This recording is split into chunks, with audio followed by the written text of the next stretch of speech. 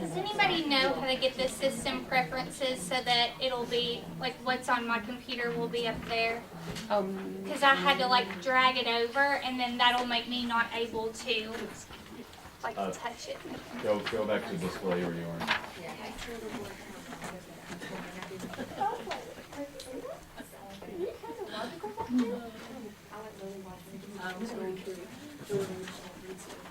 Gather windows. No, I can't get it. I can't try it. Here we go. Okay. Just a gather. So I'm on displays on my computer on system preferences. So just click show mirroring. Yeah. Yeah. Okay.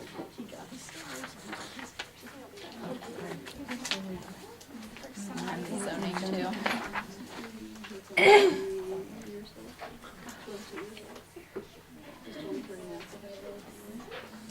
Is mirroring highlighted or checked or whatever? It's checked. Well, we may not be able to see it full screen, but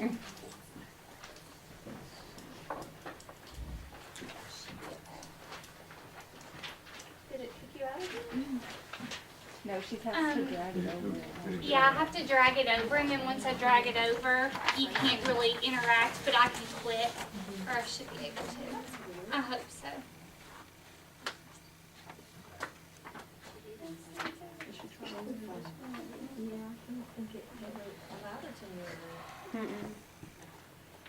What if I did this? Are you going down to the, where are you going to get that? I'm going to system preferences. And when I unclick it, I can drag it over, but then it goes. Okay. Woo. Thank you. Well, Daniel, Heather, it's like you all been a TRT before or something. Some things never go away. Yeah, Daniel, did you not like being a TRT? Look, he looks at me like I said, I didn't say this. I didn't hear you. Well, that's okay, I'll stay back here behind.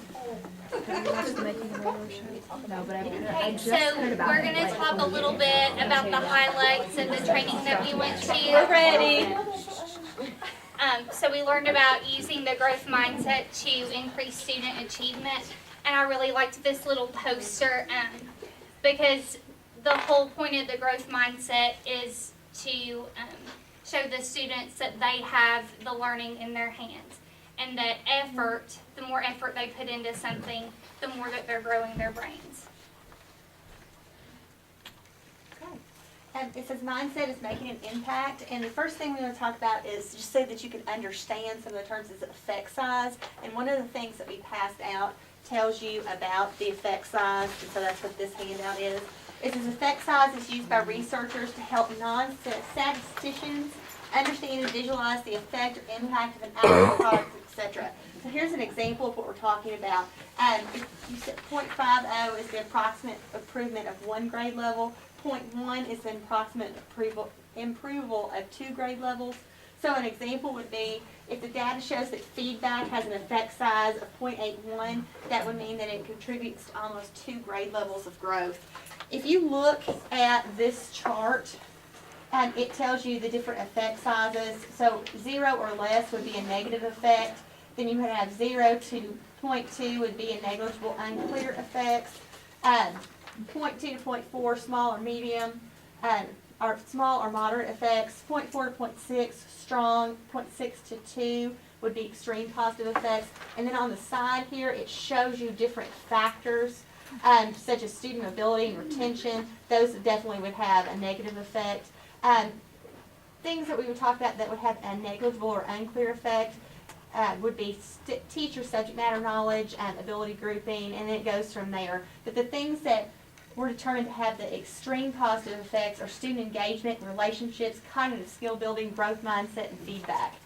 So. And then if you look on the back, I think there's a little chart that kind of explains how each one of those high impact affects how it ties into PGES and domains 2 and 3. So I thought that that was really helpful. Okay. And Khan Academy has a lot of really great resources about this. And I actually went online and there's a lesson plan about it and a lot of different good student-friendly videos and just reading materials and things like that. Because they did stress that it was important in order for students to buy into the growth mindset that they need to know that their brain is actually like a muscle that when they struggle and they fail, but they keep trying and using different strategies, then their brain is actually growing. So these are just some of the things about the growth mindset. The big thing that they kept stressing is that intelligence isn't something that's fixed, it's something that we can change. You know, depending on where your starting point is, I mean, the kids are capable of making gains regardless of where they start. And that the focus shouldn't be on necessarily, you know, how smart you are, but how hard you work and how much growth you're going to make, how much you're going to improve.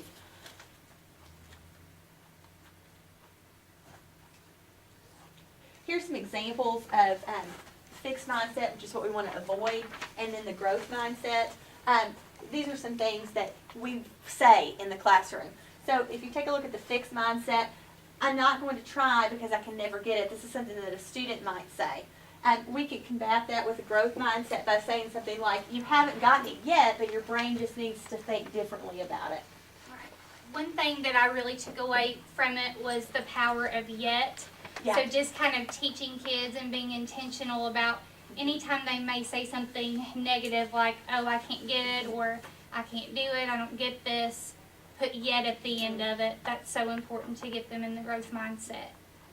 Another one I thought was really interesting because I do this. I mean, I tell the kids all the time, oh, you're so smart, you're so, you know.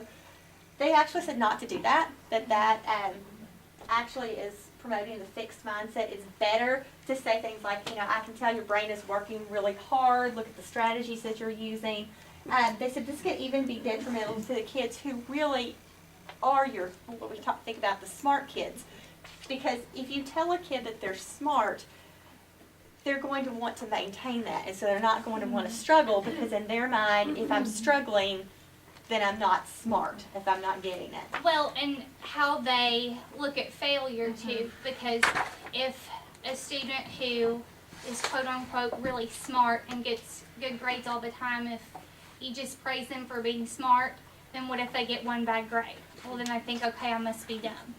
And then they kind of just stay in that fixed mindset. So it makes a lot of sense. Yeah. Another one, this is good enough. That's something, you know, for teachers not to say that, or for students to not say that to themselves. Instead, always looking for ways to improve or to add. Like, this strategy worked really well. What are other ways that would work well too? Done with alternate methods. I really liked this picture. Something that really helped me was the importance of feedback, and as you saw from the effect size, feedback has a really big impact on their mindset. And I like this because it was very specific. The student knows why they got a 3 instead of a 4 and what they need to work on. These are some things about giving feedback to kids. Feedback should be timely and ongoing. It should be advancing towards a goal. It needs to be specific. Things like good job or great, or, you know, you can do better. Those things are not specific enough. You need to actually point out what is it that was good about what was done. What is it that needs to improve. Judgment-free, available from a variety of sources. So other students, teachers, other adults, even self-assessment. And it should be user-friendly and concise. So you don't want to write a book, but, you know, make it accessible to kids. Okay. Did everybody get the growth mindset talk examples, a copy of that? That's something that I just kind of want to keep handy always because it just helps me remember to use that growth mindset language. And we sat with a couple of administrators from another district, and they were all over that. They were like, "Oh, you all need to do that for your, PGS, and if you have this is great." So, some things to say.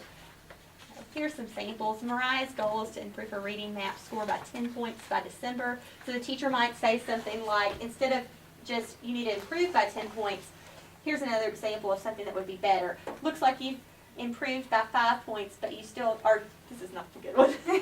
Sorry, we did this right before Christmas break. So it looks This, like I guess, was supposed to be kind of like the quiz one, which one's good and which yeah, one's it bad, was. I'm sorry. It's okay. My fault. Like I said, we did it before Christmas break. So here's a not good example. Mariah's goal is to improve her reading map score by 10 points by December. So the teacher says, looks like that you've improved by 5 points, but you still need to improve by 5 more. You're not being specific to tell her what she needs to do to improve. What is it that she, needs to work on? You're just telling her 5 points. Well, that 5 points probably doesn't mean anything to Mariah. She doesn't know how to fix that. Right. And maybe instead of that, you could say something like, here's your score from last spring, and you did a really good job with a lot of time and effort. Then you can grow that score 5 points, and just really put that effort equals, better results in there. And looking at, you can look at specific things that she's struggling with and saying, Right. you need to work on this specific skill or that specific skill, and that's how you're going to improve by those 5 points. Sample 2, it says, before the student-teacher writing conference, the teacher has a peer review process set up. The peer group compares the author's purpose and the scoring guide against the author's work and points out to the author where the purpose was best achieved and not achieved. So that's kind of the opposite of what we have here. This is specific feedback that the teacher is giving. And then, just in summary, research shows that students who are in a classroom with a growth mindset learn to push themselves to achieve their full potential. And then when students are encouraged to think about how they can continuously improve, instead of just thinking about themselves as being smart or dumb, students achieve more. And then we have a little video, and this is Sal Khan, the founder of Khan Academy, and then Carol Dweck, and she is the person who kind of coined the term the growth mindset. And they're a little bit about that. Oh, that's Kayla, how long is it? Do you remember? It is about a minute, I believe. Yeah, Like a minute and 30. Yeah. Is that okay? Mhm.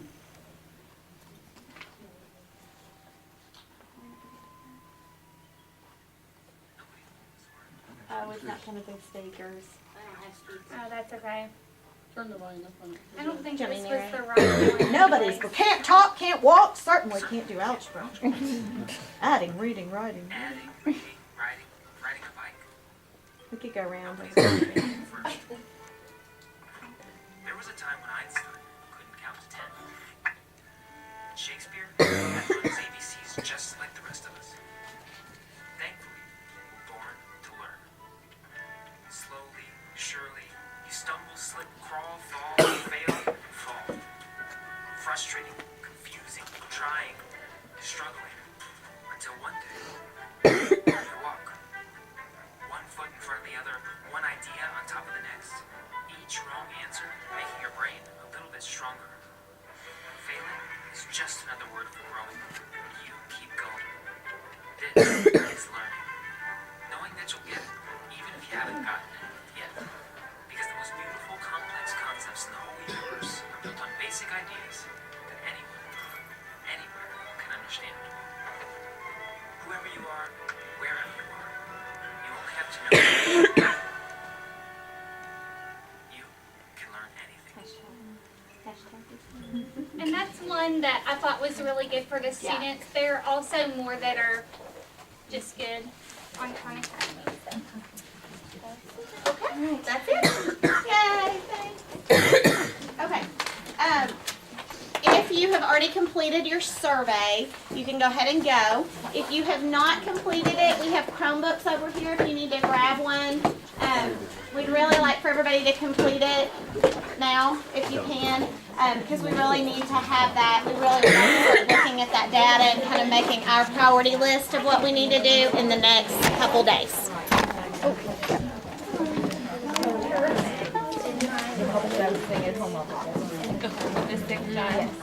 Did I turn it off?